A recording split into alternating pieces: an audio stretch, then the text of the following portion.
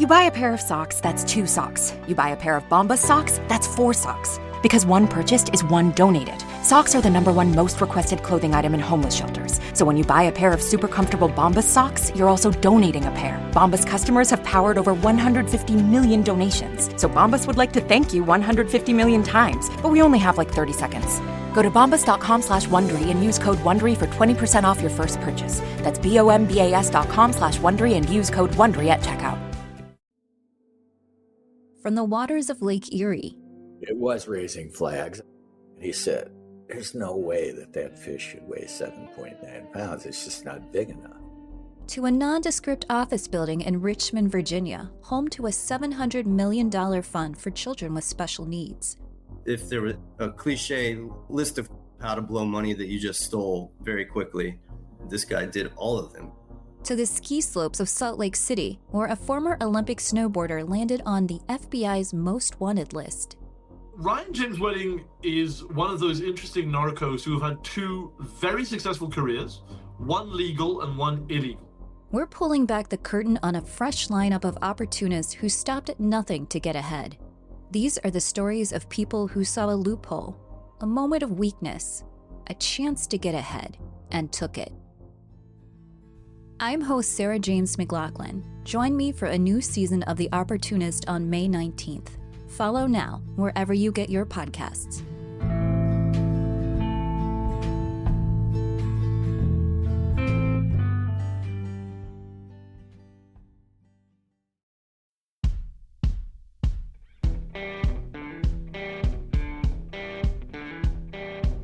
I'm Brett.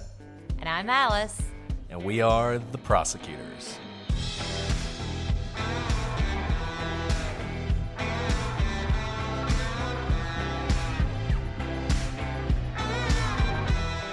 Today on The Prosecutors, we conclude our look at the Roanoke mystery.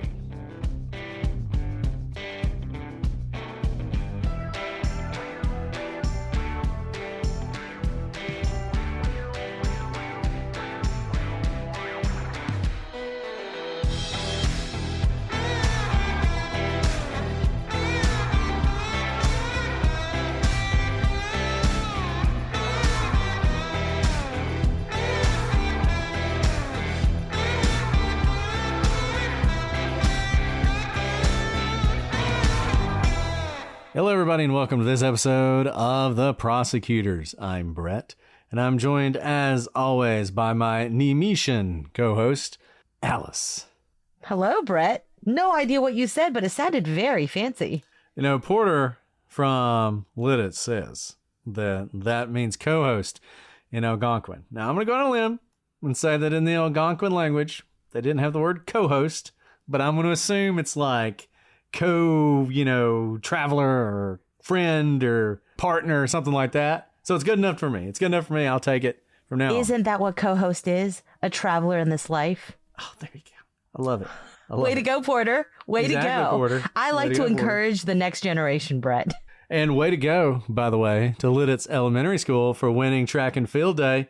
The news has made it all the way to Alabama. We know you crushed your competition.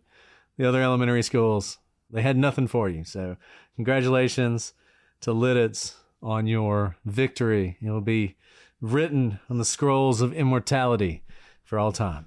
Perhaps carved in trees, like the word Croatoan. There you go. People will be talking about it in 500 years, just like we're talking about this great mystery, the lost colony of Roanoke. And last time, we sort of got through the timeline. I will say this. You could do a dozen episodes on this. There's some great documentaries on this. There's some great podcasts on this. You guys know I'm a big fan of Astonishing Legends. They did a couple episodes on this that were fantastic. We're doing 2 episodes, but if we had a history podcast, we'd be doing, this would be like West Memphis 3 of history. That would be 20 episodes. You guys would learn things about trees you didn't even care about. I mean, how'd they carve into the trees? What did that look like? Etc. But we're not going to do that.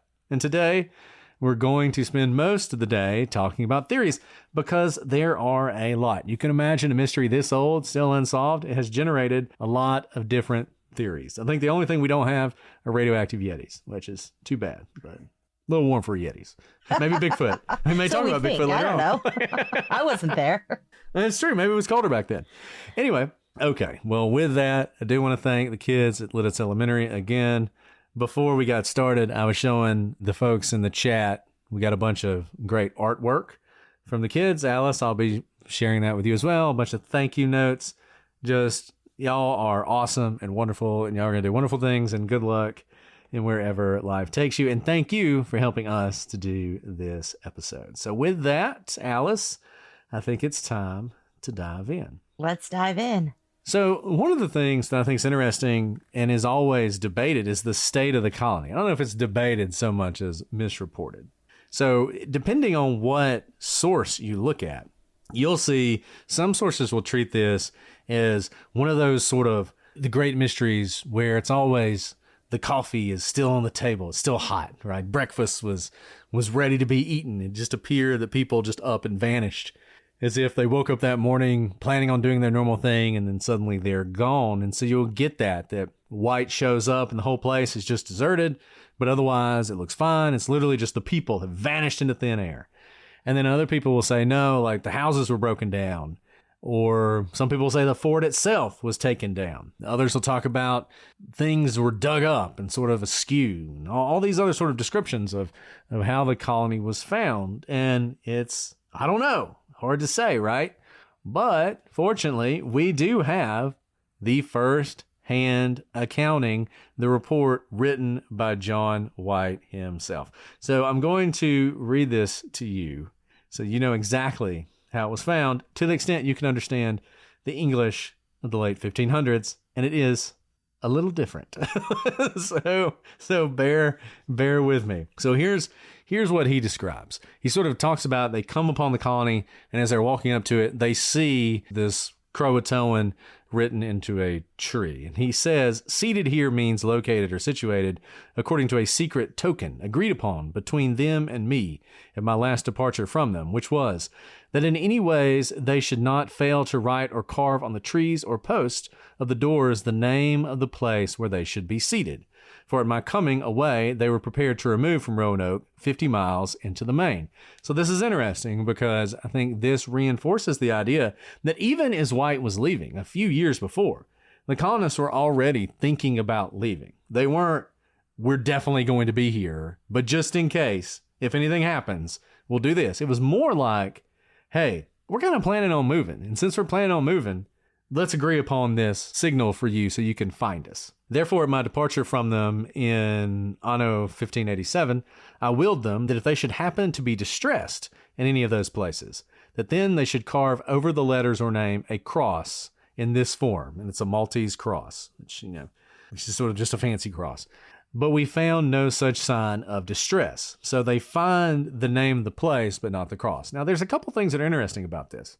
Number one, I don't necessarily know how effective this was because if, let's say, you moved to Croatoan 50 miles into the Main and then something happened, are you really going to go back to Roanoke and carve the cross? Are you going to have the opportunity to do that? I would think maybe you could carve the cross if things were getting really bad while you're at Roanoke. But I feel like if anything went wrong once you left Roanoke, there's not going to be a cross. Alice seems to agree with me on this. No, I think that's right. And I keep thinking about that. We'll get to the Croatoan and if they, in fact, had to run really fast, I don't think a cross would have taken very long to actually put into the wood. Because I've thought about this, like, did they mean to put a cross? And they didn't have time to put a cross? Unless it was like an actual bear chasing them, I think they would have had time to put a cross. So this was a good plan, but also a good code, right? That no one would know unless because you don't want to let the people around you know that you're in distress. Because if you're in distress here, you're going to maybe be in distress at the next place, which makes you probably an easier target there, right? Over here, you had a fort. Maybe if you go to the next place. So you wanted a code that couldn't be deciphered by others who maybe wanted harm to you. Okay, so Wyatt continues. Having well considered of this, we passed toward the place where they were left in sundry houses, but we found the houses taken down, and the place very strongly enclosed with a high palisado of great trees, with courtneys and flankers, very fort-like, and one of the chief trees or posts at the right side of the entrance had the bark taken off, and 5 foot from the ground, in fair capital letters, was graven Croatoan, without any cross or sign of distress. So a couple things here. So they built this fort with these, you can imagine, just these massive tree trunks sort of as the palisade surrounding it to protect them from any sort of hostiles. The houses were much less sturdily constructed. They could be taken down fairly easily. And so what they're doing, and this gives you an idea of the situation when they left, they had enough time to take down the houses. So they're not torn down, they're not burned down, they're just removed. They sort of took them apart and then took them away, is what it seems like happened here. The palisade remains because getting those, I mean, the whole point of making it is to make it strong and fortified. Hard to get that out and move it.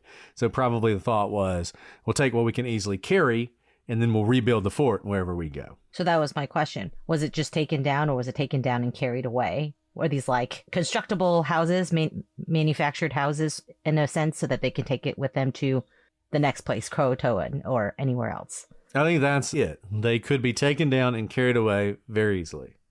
And this is really important for knowing, because if they had carried this away, remember, we're looking for anything that shows us they went somewhere, right? So we would expect to find some remains of the structures or some sort of clue of where they've been, if they've been able to take things with them rather than they just fled into the woods. And if they took their houses, I would think they took other things, their tools, their whatever, what have you. In other words, now I'm thinking, okay, if I'm looking for them, I should be able to find more things than just, say, skull and bones. I should be able to find things that indicated their life there. Well, there's more stuff. So they did find things, and basically it was stuff that would be difficult to carry. So they say we entered into the palisado where we found, which I assume is the word for like a palisade at the time. Anyways, where he found many bars of iron, 2 pigs of lead, 4 yorn fowlers, iron sacker shot, and such like heavy things thrown here and there, almost overgrown with grass and weeds. So that gives you some idea of the time. And there's going to see more of that in a minute. From thence, we went along by the waterside towards the point of the creek to see if we could find any of their boats or panisi. And panisi are the boats that you use, my understanding at least, that's what you call the boat that you take from a large ship to shore. So you have small boats, but then if you have these larger boats that are used for, making landfall when you can't bring a huge ship all the way in to land. But we could perceive no sign of them, nor any of the last falcons and small ordnance which were left with them at my departure from them. So these boats and the smaller ordnance, the smaller weapons, were taken by someone. At our return from the creek, some of our sailors meeting us told us they had found where diverse chests had been hidden, and long since digged up again and broken up, and much of the goods in them spoiled and scattered about, but nothing left of such things as the savages knew any use of, undefaced. So they had these chests, everybody had these chests, and they had stuff in the chest, right? And they brought that with them from England, and they brought it on the ships, and they brought it into the colony. And what they would do is they would bury the chests, and they could dig them up if they needed stuff out of them. But the idea was, if you bury them, other people don't know where they are, and so people can't dig them up and steal from you. Well, it seems like, and this is interesting given everything else, that a lot of these chests were just left. And that eventually the Indians, the local natives, came in after they had left, presumably because there are no bodies, right? And dug these chests up and went through them. And if there was anything they could use, they took it with them. Everything else they just kind of left, laying like near the chest. And he continues on with this. Presently, Captain Cook and I went to the place, which was the end of an old trench made 2 years past by Captain Amatus, where we found 5 chests that had been carefully hidden of the planters. And of the same chest, 3 were my own. And about the place, many of the things spoiled and broken, and my books torn from their covers, the frames of some of my pictures and maps rotten and spoiled with rain, and my armor almost eaten through with rust. This could be no other but the deed of the savages, our enemies at Dasamangwipuk, who had watched the departure of our men to Croatoan, and as soon as they were departed, digged up every place where they suspected anything to be buried. But although it much grieved me to see such spoil of my goods, yet on the other side I greatly joyed that I had safely found a certain token of their safe being at Croatoan, which is the place where Monteo was born, and the savages of the land are our friends. So this is why he's happy about this. So the people around Roanoke, they had issues with. They had had some wars with them. They'd killed each other.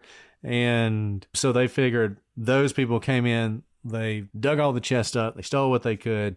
But Croatoan, Montejo, remember, he was one of the Indians who went with the colonists back to England and was a translator for them and was a friend of them and everything else. And Croatoan is where he was from. So the idea is this is really good news because they should be fine. They're going somewhere with someone who knows the land. This is a good sign. There's no sign of distress. We'll just sail on to Croatoan and find them. Unfortunately, as we know, they'd had all these anchor lines break. There was a storm, and they just couldn't get there and ended up not getting there for a very long time. No one went to Croatoan Island for decades, really. So they never were able to check and see whether or not that's where they went. Also, weren't able to go and say to those people, hey, we got it. Glad you're good. Supply ships will be coming. Because that was one thing they didn't have. Remember, the original Roanoke colonists, quote unquote colonists, the 100 men who showed up for that first place, they were about to leave too. And they only stayed because goods did show up, right? And the same thing happened at Jamestown. Jamestown, which is settled a few decades later, had a real rough go of it the first winter. And a whole bunch of people died. And they were days away from abandoning the colony when a resupply ship showed up. And in this case, you've had several winters that have passed and nobody ever showed up. And so these people apparently had to do what they thought they needed to do. But you're seeing it has been some amount of time since they left because everything's overgrown. Things are rotted. The armor is rusted through. So it looks like whatever happened a while ago. Right. And I've been thinking about this, the happiness of finding 3 of his own chests that are spoiled. Obviously, we don't want your things spoiled and, rummaged through by other people. But that's also good because it means there wasn't a fight for it. It's like this is all was left. This is almost what you expect if something's been abandoned. While it's there, they know. They've probably seen them dig and bury things here. So if they're gone, there's no one here to protect it. Might as well go loot and see what is in there for us to find. Now, we've said this word a lot, this place, Croatoan. It was carved on the post before they left, just like they had planned on saying. Maybe that's where they went. But the thing with the word Croatoan is it's not just connected to the lost city of Roanoke. It's actually been allegedly connected to a lot of historical mysteries. And maybe it's just that this was the original mystery and it's been the thing that is like the Roman Empire for a lot of people so that it has now become part of other people's lores because it has just, rattled people's minds. What has happened to the Roanoke colony? But let me tell you about Croatoan. So allegedly, Croatoan was one of the last words that Edgar Allan Poe, we did an episode on him, by the way, said before he died. Now, he was an interesting man, to say the least. So this is according to historycollection.com. So in 1888, the stagecoach robber Black Bart carved the word into the wall of his cell before he was released from prison, and he was never seen or heard from again.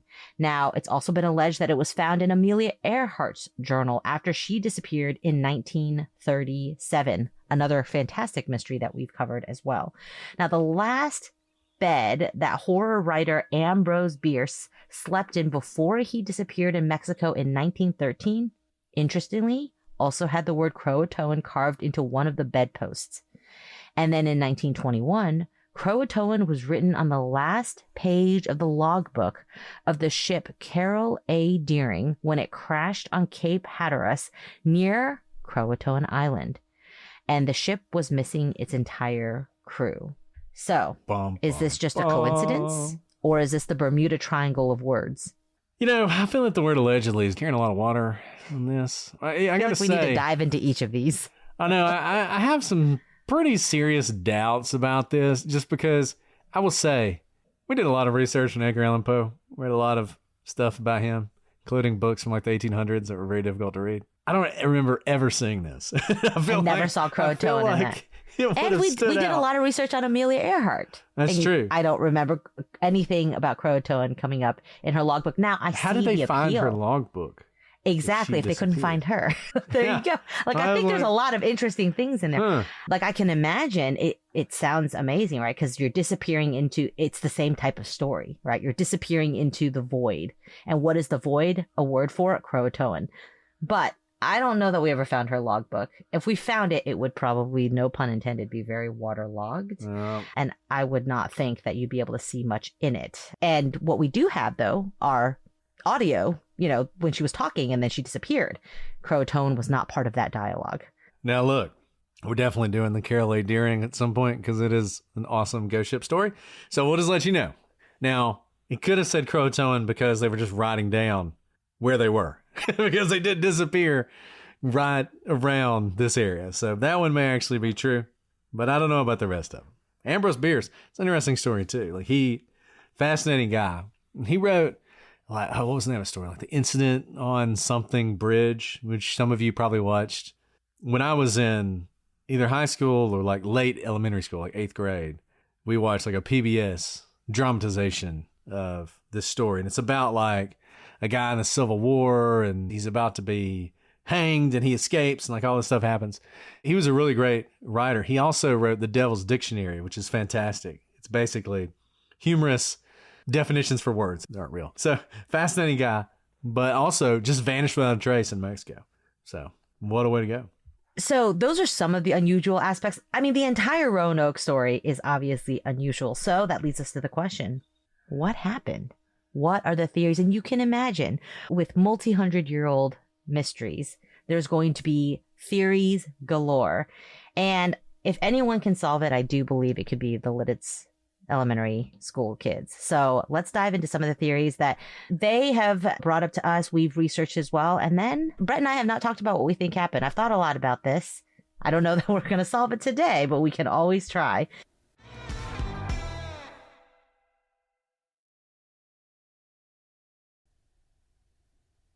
Guys, we want to talk about one of our favorite sponsors, Hiya Vitamins for Kids. Typical children's vitamins are basically candy in disguise. They're filled with 2 teaspoons of sugar, unhealthy chemicals, gummy junk, stuff growing kids should never eat. And that's why Hiya was created. It is pediatrician approved, super powered, chewable vitamins. It cuts out all that sugar and gummy junk, yet it tastes great and is perfect for picky eaters. And it fills those gaps that modern children's diets don't provide for them. The kind of full body nourishment you want your kids to have. Things like vitamin D, B12, C, zinc, folate, and many others to help support immunity, energy, brain function, mood, concentration, teeth, bones, and more. It is designed for kids 2 and up and sent straight to your door so parents have one less thing to worry about. This is not an exaggeration when I say that my kids, all of them, they love Hiya, and they remind me every single day, Mom, it's time to take Hiya. I don't even have to remember because they love the taste and they love the glass bottle that they get themselves. Each of them have their own. It comes with fun stickers that they get to personalize themselves. We also recommend checking out their new Kids Probiotic and Nighttime Essentials. My kids have taste tested all of them. They love it, and it just makes me feel better knowing that they are getting all the nutrients they need to be healthy. We've worked out a special deal with Hiya for their best-selling children's vitamin. Receive 50% off your first order. To claim this deal, you must go to hiyahealth.com/prosecute. This deal is not available on their regular website. Go to hiyahealth.com/prosecute and get your kids the full body nourishment they need to grow into healthy adults. Homes.com knows when it comes to home shopping, it's never just about the house or condo. It's about the home. And what makes a home is more than just the house or property. It's the location and neighborhood. If you have kids, it's also schools, nearby parks, and transportation options. That's why Homes.com goes above and beyond to bring home shoppers the in-depth information they need to find the right home. And when I say in-depth, I'm talking deep. Each listing features comprehensive information about the neighborhood, complete with a video guide. They also have details about local schools with test scores, state rankings, and student-to-teacher ratio. They even have an agent directory with the sales history of each agent. So, when it comes to finding a home, not just a house, this is everything you need to know all in one place. Homes.com. We've done your homework.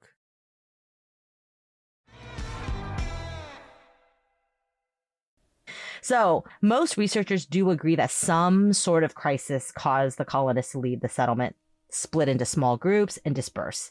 Now, what exactly caused that and their fates when they left are still open for debate. And that makes sense, right? If there weren't some sort of crisis, why leave? That's a known location. A supply ship is supposed to come, but something must have happened where they could not wait for the supply ship anymore if it were going to come at all, because we were 3 years delayed.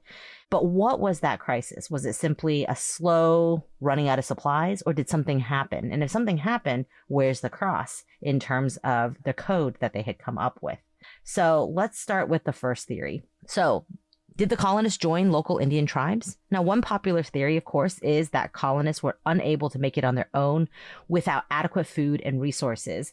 And we know that to be somewhat true, right? This is why they had to go back for supplies. They hadn't figured out how to work the land, how to hunt. They needed to depend on trade. They needed to depend on others. And so one theory is that they joined the Croatoans or other local tribes. Now, this theory was supported by various accounts of settlers who claimed to have seen or heard of European-looking people living amongst the natives. So one Zuniga map drawn by a Jamestown settler named Francis Nelson in 1607 documents 4 men that came from Roanoke living among the Iroquois tribe. In the early 1600s to the middle 1700s, European colonists claimed to have met gray-eyed Indians who claimed to have been descended from white settlers. In 1696, French Huguenots left records of meeting also blonde-haired, blue-eyed Indians when they came to the Tar River. There are even more sightings of European-looking native people.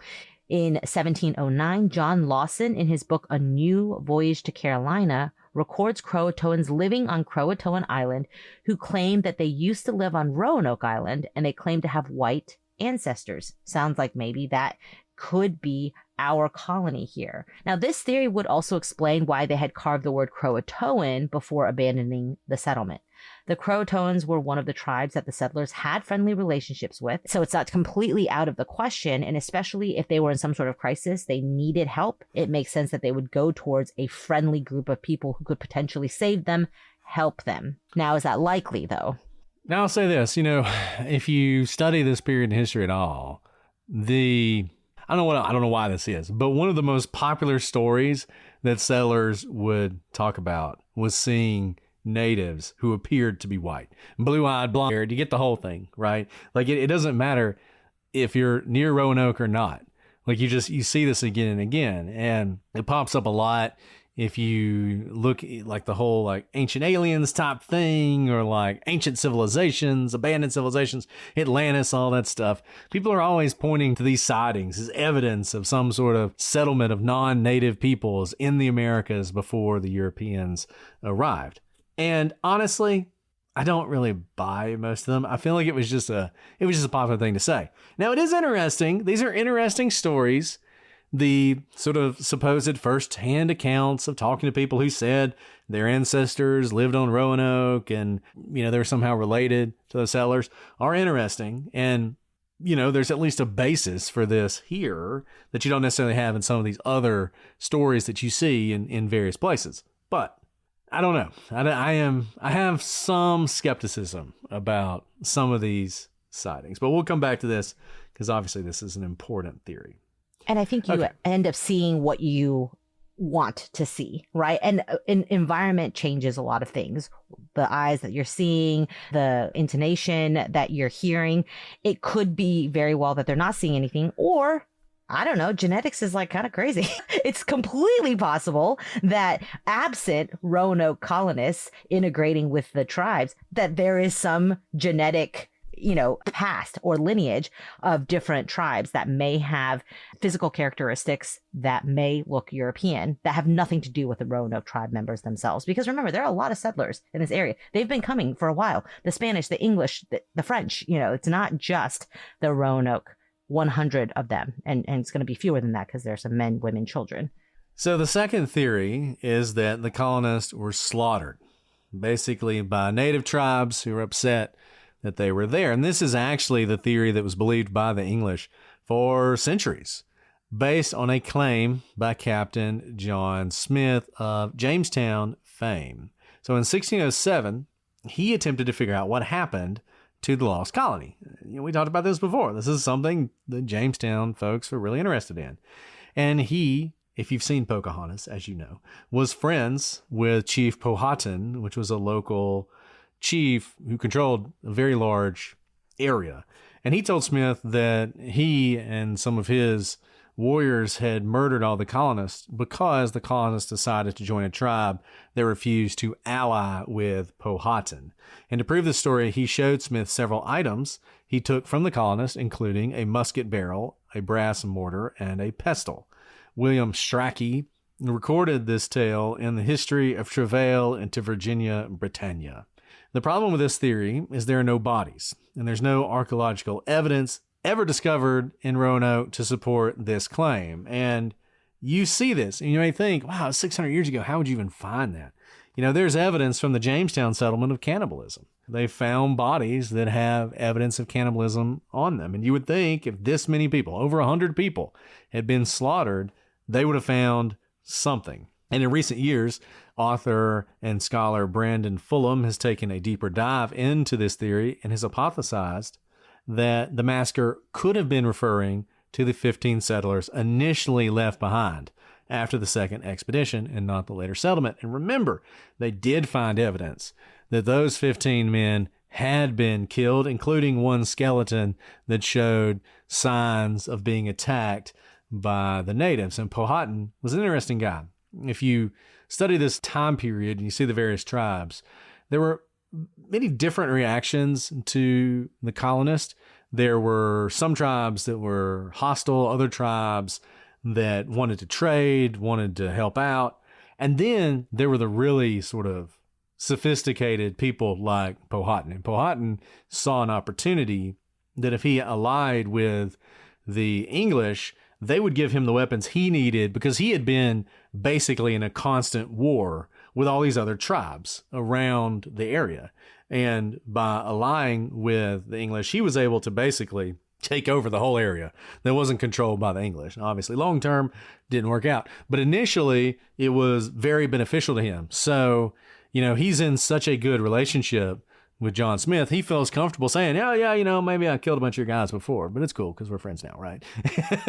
So it's interesting how this went down. But you can imagine him, this is totally consistent. If the English were joining a tribe that was his enemy, it would be absolutely necessary for him to wipe them out because he recognized the danger that they posed with their technology. I mean, their abilities with metal and firearms and everything else were just so far and beyond what the local tribes could do. So if they're your enemy, that's a problem. So I think this really fits. I do think it's interesting, the idea that it was actually the 15, which makes more sense because it's also fewer people.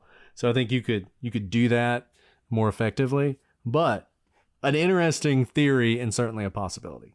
Yeah, the 15 sound like, we always say the best theories have some sort of strain of truth or some truth where it outgrows, but then it can bubble into something greater than what it really happened. Okay, let's keep going with theories though. Another theory is that the Spanish murdered the colonists. Now, remember about the Spanish and the English. Remember before the English got their own colony or attempts at colonies, they were just raiding Spanish ships, right? This is a great way to start war. And indeed, at the time this colony disappeared, the Spanish and the English were at war. Now, one of the main issues triggering the war was this, colonization. So this could have been a strategic move on the part of the Spanish. The Spanish did have a presence in the Americas at the time, and they were known to have troops in Florida. So people who believe this theory point to the fact that the Spanish had a tendency to be on the offensive when other countries settled in the Americas. They had previously attacked forts in both South Carolina and Florida. And here is another opportunity. You have a ship delayed. They're not coming back. They know that there's a war happening over there. There's only 100 people left here. We know that they're not very good at living off the land. They're waiting for supplies that are not coming anytime soon. They're weak. Why not take them over? But this is not a likely theory for several reasons. First, like we said earlier, no bodies were ever found. Second, the Spanish were still looking for Roanoke in 1600, years after the colony disappeared. And lastly, those houses, remember that we talked about? they weren't burned down or attacked or ripped to shreds as if attacked by, say, the Spanish. They were dismantled orderly, and this is what White saw when he came back in 1590, indicating some sort of evacuation, an orderly evacuation at that, not a violent attack. So more like, I'm going to take down my house, move on to the next place where I can set up my house again, not coming in the middle of the night, Spanish coming to burn down their houses, kill them with spears, what have you. There's no indication of that sort of an attack. Look, I didn't even consider the Spanish, I think, until we talked to the kids at Lidditz. They brought up the Spanish. I was like, oh yeah, Spanish. They were around. And I think if they had found Roanoke, they would have destroyed it. But I don't think you see evidence that they did. And I think that's the problem. And honestly, all these theories, these are all kind of sexy theories on the surface. But the problem with them, the key problem is there's no evidence to support them. So, what are you going to do? And the next one we're going to talk about, cannibalism. So there are two theories surrounding cannibalism. The first, that the settlers who were lacking adequate food supply resorted to cannibalism to survive. The problem with this is it doesn't really make sense that the entire colony would have been gone. You would assume that some of them would have survived, and we saw this in Jamestown, because that happened in Jamestown. And there also were no remains found. So even in Jamestown, once again, where they are absolutely engaged in cannibalism, they're then burying the bodies. The bodies can be found to this day, and you would expect the same thing. In Roanoke, they have dug that whole island up looking for stuff, and they found things. They found some interesting stuff from that time period. But what they haven't found are any bodies, certainly no bodies that have evidence of cannibalism. Now, there is an explanation for the lack of bodies found, which is pretty cool, albeit unlikely. So the Native Americans believed in and this was more sort of the northern tribes than this area, but nevertheless, we're just going to go with it because I like this part. So believed in a spirit in the form of a beast called the Wendigo. And when people resort to eating flesh, as in the case of cannibalism, their bodies could be taken over by a Wendigo. And so the idea is that if the people of Roanoke resorted to cannibalism and became Wendigos, then they might still be alive to these days, roaming the woods of North Carolina in the form of Wendigos, which is awesome. That's what I'm just going to tell you. Spoiler alert. That's what I think happened. That's what I'm going with. Sorry. We'll just keep going. But no point. It's terrifying. That's more of an October sort of case rather than end of the school year. So the other theory, and sort of the wilder theory that was popular at the time because of the whole notion of like the savage natives, was that the settlers were kidnapped and cannibalized. But once again, unlikely. There's no evidence of it. There's no evidence of any tribes in the area being cannibals. And you would think, once again, remember, the tribes, none of them strong, but they had the same sorts of relationships with each other as you see in any groups of people anywhere in the world. So a lot of them didn't like each other. And if there was a rumor floating around that Tribe X had eaten the colonists, you can bet Tribe Y would have told Jamestown, for instance, yeah, it was those guys. They totally did it. They ate everybody, right? But they didn't do that. So I think the chances of that kind of cannibalism are low. So another theory is that the settlement became infected with a disease that they had never encountered and therefore didn't have the immunity to fight. And we know of this having happened many times during colonization, right? If this did happen, the healthy may have left the sick at the colony and ventured off on their own in order to either avoid getting sick themselves or just making a new settlement, because that one was lost. And once they had left the settlement, it would be very difficult to trace where they went or what happened to them. But the problem with this is, again, we have the houses that are taken down. So you would think you would find some indication of those who were left behind, whether that they died from illness, they were buried, or some sort of structures still erected for them to stay there. And the other thing is, there is the Croatoan being carved into the post. That doesn't quite, explain why that was put there if some subset of the group left to go somewhere. Yeah. Once again, where are the bodies? Because the first people who died of this mystery disease would have been buried. That's what would have happened to them. They would have been buried there, and you would have had some evidence of it. And the Europeans were susceptible to new diseases just like the natives, but the European diseases tended to not be fatal in this way. So a syphilis, for instance, was a disease that came from the Americas to Europe, but the diseases that came from Europe to the Americas tended to be the kind that killed you. So smallpox, for instance, was the native population had no immunity to smallpox and would just wipe out entire areas of people because smallpox is such a virulent disease. But you didn't see that so much going towards Europeans. There's no examples that I know of any virulent diseases like smallpox hitting the Europeans when they arrived. Yes, they did get diseases, but they weren't like that. So if this is a disease, it's a disease that would have been localized to Roanoke. Nobody else ever experienced this, and I just think it's unlikely. So another theory, which is kind of a take on the first one, is they moved somewhere, but it wasn't Croatoan. They went somewhere different. In 2012, a 400-year-old map called Le Virginia Pars, which was drawn by John White, was re-examined by researchers. For the first time, they looked underneath a patch on the map. So basically, you have these maps. Paper is not easy to come by. This probably wasn't actually paper. It was probably some other sort of like vellum or something like that. If you get a tear in them, you don't just throw them away. You patch them. And so everything has a patch on it. So if there's a patch on it, you wouldn't think anything of it, right? Well, there was a patch on this map, and somebody decided to use technology to look underneath this patch. And it turned out that there hadn't been a tear. This wasn't actually a repair, even though it looked like it. Instead, they found a marking that appeared to be the sign for a fort. And this fort was located in Bertie County, North Carolina, an area where mysterious relics from the Elizabethan era have been found during excavations. And the speculation is that the colonists left Roanoke and went to this new location, possibly to avoid Spanish incursion, and the word Croatoan on the post was a bluff. That if the Spanish showed up and they saw that, they would think they went to Croatoan Island, and they would go to Croatoan Island, and they wouldn't find them there, and they would assume, oh, I guess they've all been lost, they've all died, whatever, no more English. And that the plan had always been to go to this location, that White knew that, and he kept the secrecy even in the report that he wrote. He did not include where they actually went, because he did not want that report to fall into the wrong hands, a spy on the ship to sell them out to the Spanish, whatever.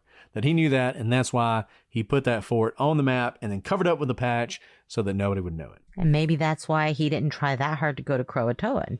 Maybe when it was difficult to get there, he's like, it's okay. They're probably there. Maybe not. We'll try again later. You would think that part of the story has always been very concerning to me. Wouldn't he want to go see family members, for example? See the rest of his colonists. It seemed a little bit like he moved on very quickly. Maybe it's because he knew they weren't there at all. So it is interesting. There have been these sort of excavations in this area, and they're always finding things. I mean, on Croatoan Island at Roanoke, they found this ring, which absolutely came from that period. They're able to tell that. But the problem is there was a lot of trade between the natives and the English. The English always brought usually small, relatively inexpensive, but impossible to make goods that the natives would trade. Like, here's some food for the ring, right? So it's difficult to say, do you find those items in those areas because the whole colony went there? Or is it just an example of trade? When you find a copper ring amongst otherwise artifacts from the native period, what does that tell you? Does it tell you, well, the natives and the colonists, they joined together and they lived together in harmony and that's where they were living and that's why you find that? Or is it just, no, they traded with each other? It's impossible to say, right? So a lot of times you'll see these stories and they'll say things like, Roanoke mystery solved, ring, like linked to this, found. And then if you look any deeper, it's like, oh, okay, no, probably not. So hard to say. Okay, another favorite theory, witches. So one of the, shall we say, more out there theories, I guess, is that the settlers were killed by witches living in the woods in North Carolina. Yes, you heard that right. Witches. So there had been stories told by the native tribes in the area that witches lived in the woods and used black magic to hurt those who were not welcome. Now, this is sounding a lot like West Memphis 3. Yeah, exactly. I mean, this is the story you tell the colonist much like you would tell your children to keep them from like leaving their island. Like, oh, you should really stay here and not come into our woods because they're totally witches. If you come into our area, the witches will get you. So stay on your island, colonists. Don't go in the woods. Lots of witches, right? That's what it seems like to me, personally. But I mean, who knows, right? There's also sort of the reverse of this, that the local tribe saw the English as somehow supernaturally evil and decided to execute all of them. Though once again, there are plenty of reasons that the native tribes and the English were getting into fights. They didn't need to be witches in order to do it. You would have seen evidence of it, and there was no evidence of it. So while I think witches is a powerful theory and one that deserves serious consideration, probably wasn't witches. And I know that hurts your heart to say that. Probably not witches, but it's okay. There are other sexy theories we can talk about because there are a variety of supernatural theories to explain the strange disappearance of the colonists. And what would we always said? Yes, first rule, Occam's razor. What seems most likely? But when you have a 400-year-old mystery that has not been solved, sometimes it might just be the extraordinary. So none of these theories are supported by any evidence, but still many people believe them.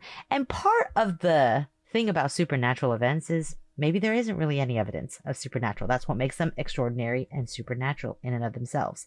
So in addition to the Wendigo, the Croatoans held many other supernatural beliefs that some speculate were the cause of the missing settlement. So the Croatoan belief system included a spirit on the island that had this power to absorb humans into the landscape. And if this spirit were somehow offended or angered, it would turn people into part of its landscape. Trees, animals, stones, anything as a part of its land. So if the colonists were somehow angering the spirits, exploiting the resources, abusing the land, anything that was against the nature, you can see how they could have angered the spirit. Now this would mean that the people of Roanoke didn't disappear at all.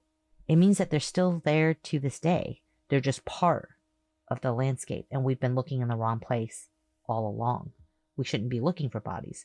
We should be looking for trees and stones and other things that they've been turned into.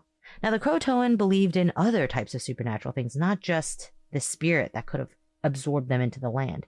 They also believed in the reptilian devil of the woods, which was an evil spirit that could attach itself to people. This spirit made people violent, greedy, and paranoid.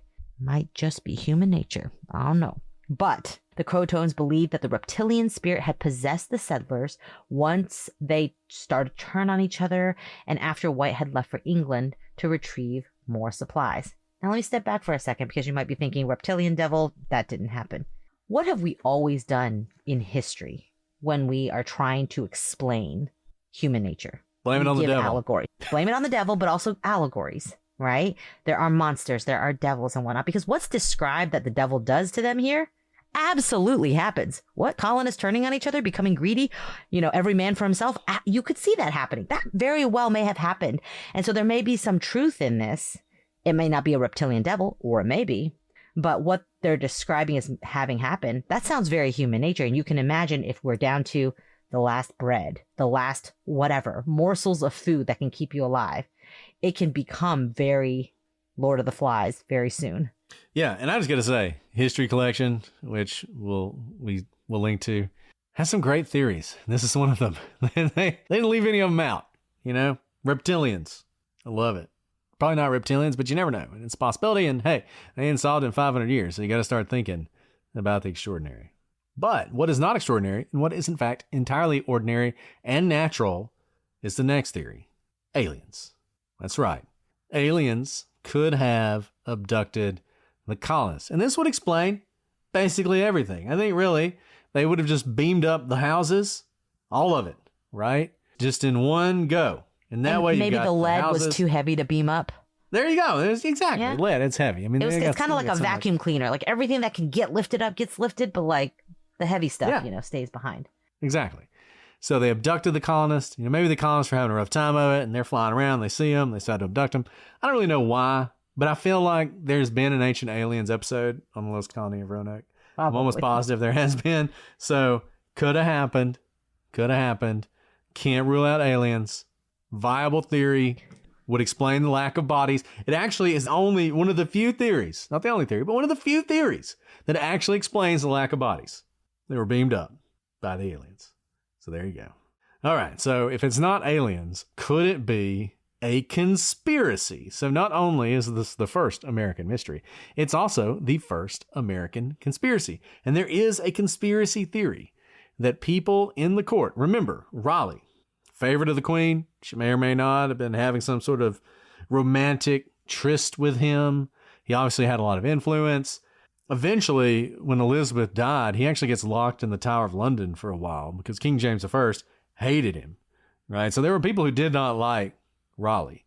So the theory is the people who really didn't like Raleigh sabotaged the colony with the intent of discrediting him and making him lose his claim to land in the New World. And with the colony destroyed, they sprung their trap to try and finally bring him down. But Raleigh was a favorite of the Queen, and what she decided to do in order to protect him was to cover it up. And by covering up the details of what happened, she left it as a mystery. And so no one could say definitively that the colony had been destroyed. And what's interesting about this is there is at least some truth of it, though, from Raleigh's side. Because as long as the colonists were alive, remember, Raleigh had to plant a colony within 5 years or something, he would lose the right to the land. So Raleigh had no interest in definitively proving the colony had been destroyed. So that expedition, we talked about this, there was an expedition to find the colonists. They didn't really look that hard. They ended up just looking for gold and for the city of El Dorado and that sort of stuff. Well, that was Raleigh's expedition. And the idea is he didn't really want to look that hard because as long as it was a mystery, there was still a possibility that they were alive and living somewhere, and therefore his claim remained intact. So the conspiracy probably didn't actually go down the way some people might claim, but there was some interest in keeping this a mystery, and some of that might have kept us from finding out what happened to this day. Which brings us to theories of our own. Alice, it's only been 500 years, but the time has come to solve this case. I believe you can do it. Guys, we want to talk about one of our favorite podcasts, Silver Linings Handbook. And you know we love it because we've been on it several times. Jason Blair is the host, and he is one of the best interviewers in the business. And he's not just talking to flashy people and podcasters and those sorts of boring types like Alice and I. He's talking to people who are really involved in these cases, like Kimberly Loring. We covered the case of Ashley Loring, heavy runner, a 20-year-old Native woman who went missing near Browning, Montana. And Jason gave Kimberly the opportunity to give her sister a voice and call on those responsible for her disappearance to bring her home. And that's the kind of thing you're going to hear on Jason's podcast. Silver Linings Handbook has the best interviews, the best conversations, and always gets to the heart of what is most important in true crime, and that is the victims and the people seeking justice. It's true. This podcast has something for everyone. The areas that Jason focuses on have included well-being, mental health, law and criminal justice system, true crime, religion, society, truly anything that is interesting that can inspire, he covers. And what we feel makes the podcast different is that it's really not scripted at all. Jason uses the same natural curiosity you would have sitting in the living room or around a campfire with a new and exciting person you had just met. Jason is a former journalist who worked at the New York Times, the Boston Globe, the Washington Post, and other newspapers. You'll quickly see how this weekly podcast of interesting people in interesting walks of life, that these are conversations that inspire and interesting conversations with interesting people. You've got to listen today. Brett and I do all the time. So subscribe wherever you listen to podcasts. This episode is brought to you by Progressive Insurance. Do you ever think about switching insurance companies to see if you could save some cash? Progressive makes it easy. Just drop in some details about yourself and see if you're eligible to save money when you bundle your home and auto prices. The process only takes minutes, and it could mean hundreds more in your pocket. Visit Progressive.com after this episode to see if you could save. Progressive Casualty Insurance Company and Affiliates. Potential savings will vary. Not available in all states.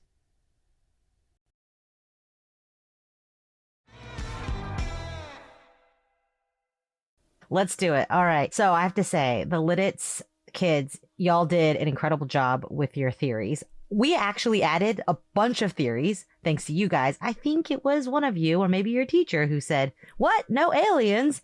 So we definitely added a few in there for you. Thank you for helping us think outside the box. Because I truly think that if you have a 500-year-old mystery, you have to start thinking outside the box. Now, I think a lot of the reason there's been mystery for so long is there is an element of wanting to continue to claim this land. And so if you don't dig too far, if you can just have the hope of one survivor out there, you still have your colony. With that said, I don't think there was some bloody attack, some crisis of the moment.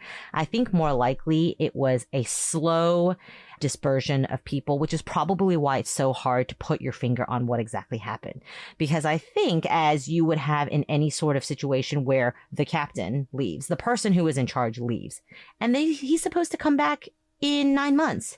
A year goes by, another year goes by, another year goes by. I don't think they ever made it really past the first year. I think after 9 months pass, aware of the fact that he may never come back, people start having a little bit of disagreement on what is the next step. When you don't have a strong head, I think that's what happens. And so you may just have family groups going off. So we saw this, for example, in the mountain, a bunch of our mountaineering expeditions, right? In Dyatlov Pass, we have indications that people make decisions what they think is best for them, whether it's to go back to a different camp or to go forward or to stay where they are, to wait out certain things. I think it was simply, we don't know if we're going to have enough resources to last very long. And some people thought, no, he's going to come back. Let's wait. And so some group of people left. And I think that it was a relatively large group. That's why they took down houses and said, you know what, we're going to go over here. When you guys, the rest of you are ready, you come on over to Croatoan as well. So they carved Croatoan. I think at some point, maybe another group wanted to leave. And for whatever reason, it was maybe a little more emergent at that point, because now you really don't have stores. Maybe they know that they are no longer 100 men, women, children strong. Now it's maybe a subset, maybe 20 to 30 people left. And those who are around recognize a weaker colony. And before they're attacked and it looks like they will be decimated, perhaps they did run in the middle of the night. So there may have been kind of a slow bleed of colonists and then something faster that precipitated it.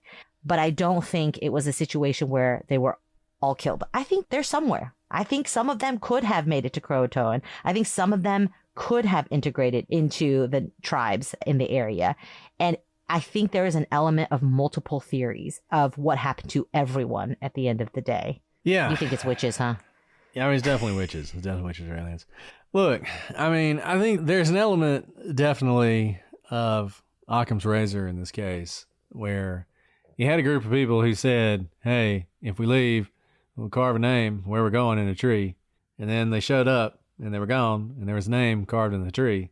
They probably went to where they carved into the tree, right? I mean, that seems to be like the easiest answer.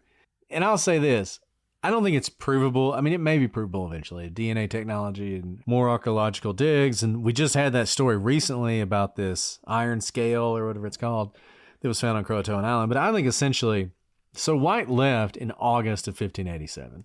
I think the colonists moved very quickly. Like, I don't even think they waited long at all. And the reason for that is I think if they had stayed through the winter, some of them would have died because the winters were brutal for the English because they just weren't used to it. They weren't prepared. They arrived too late to really plan anything. They would have been depending on the good graces of local tribes who they'd already made very angry. So right after they got there, one of their people is murdered by one of the local tribes who's still mad about one of the attacks the last group had made.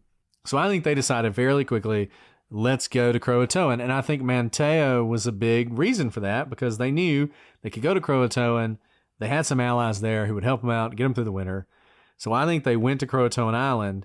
But then I think really what Alice just described happened, but I don't think it happened on Croatoan Island.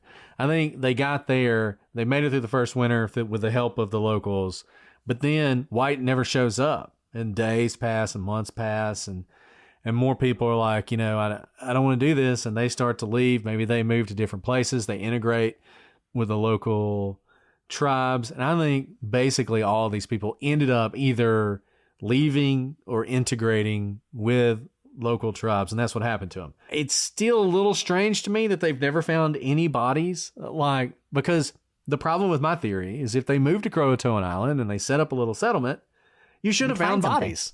You still should find bodies, right, buried there. Like they're finding this iron scale, whatever, that's what I keep calling it. I think that's what it's called, which is the byproduct of metal making, which the locals did not have that technology. The English did. So that's evidence that that technology was used there at that time, which is a big deal. But you would think you'd also find a little graveyard. I mean, people just died all the time back then, right? Like it just wasn't hard to die. And you would just think somebody would have died, even if it was just a couple of them would have died. Even that first winter, even with the help of the natives, people would have caught colds, or they would have got the flu, or they would have broken their leg, or something.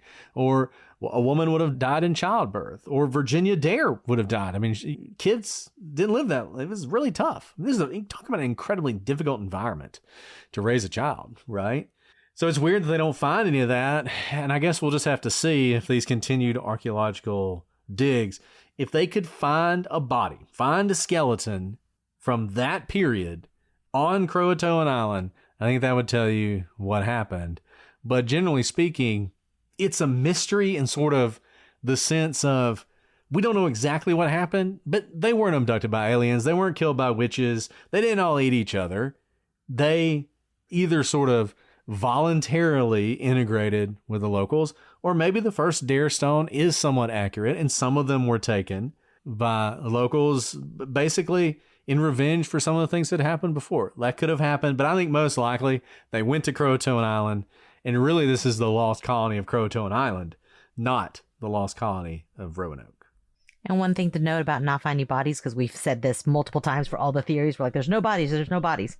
Granted, we've said this a lot about missing person cases. There are lots of cases today where we have all the resources within like moments of someone disappearing where we still can't find them. So especially when we don't exactly know where they went, and there's probably some integration into the local tribes where they may have moved further out. They may have, not been around this area. I do think that there are bodies somewhere, right? They were not abducted. There are bodies, but I think the fact that it's difficult to locate bodies when you know where to look, it's going to be even harder when you don't know where to look. And that's part of the issue here. Well, I hope you guys enjoyed that. I hope the kids at Lidditz enjoyed it.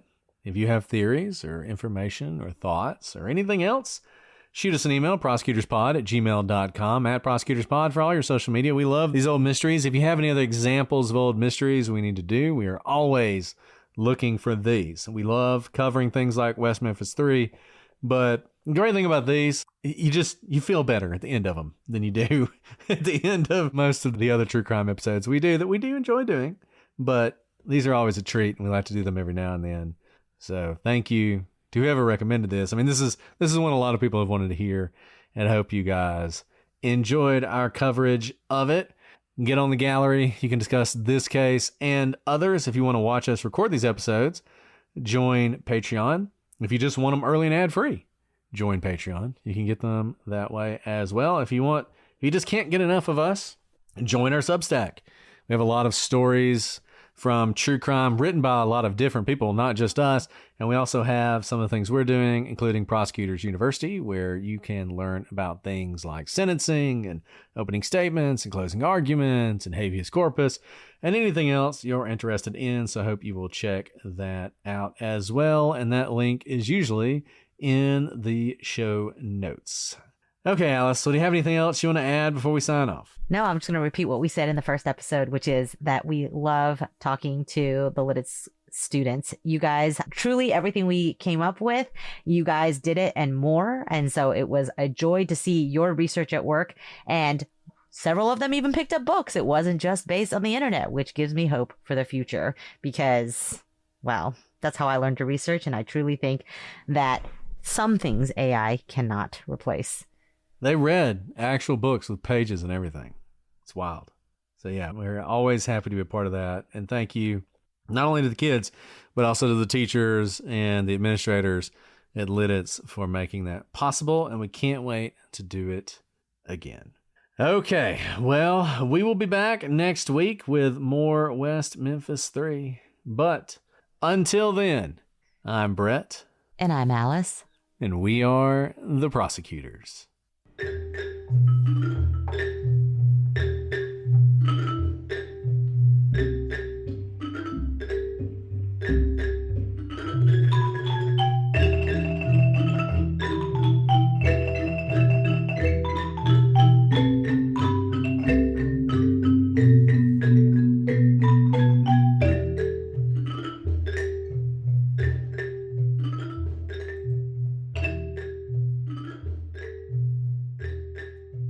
Okay.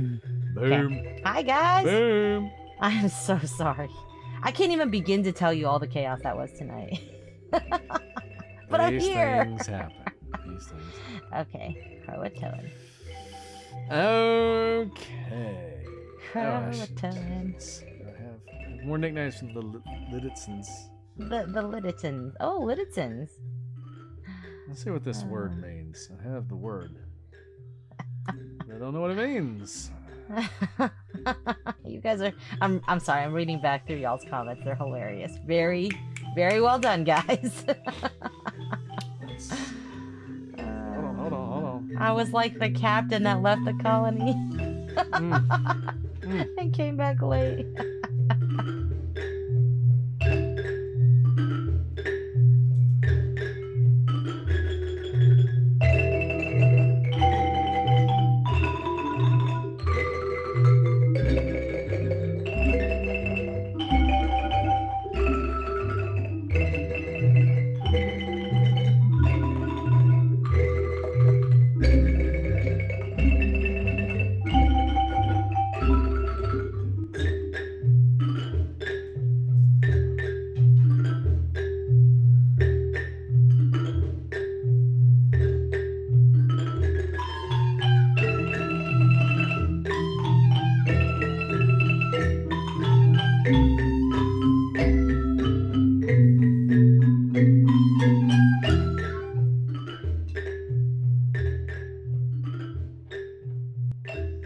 But we were still here, unlike the colony. We didn't flee. Oh my goodness. You guys, this is too funny.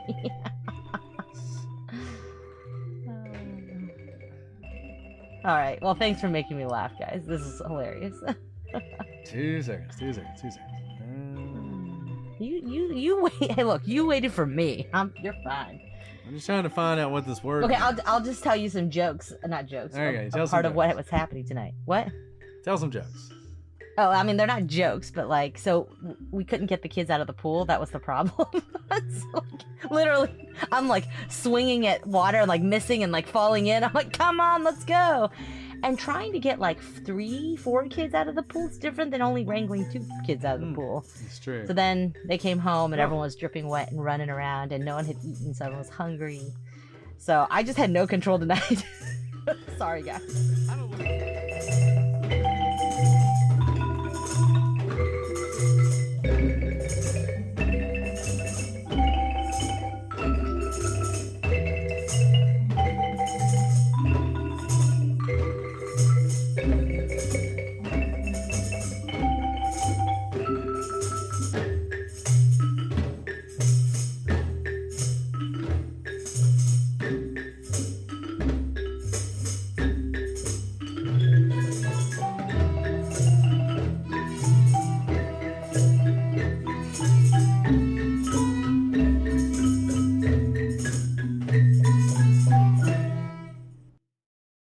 This summer, Pluto TV is exploding with thousands of free movies. Summer of Cinema is here.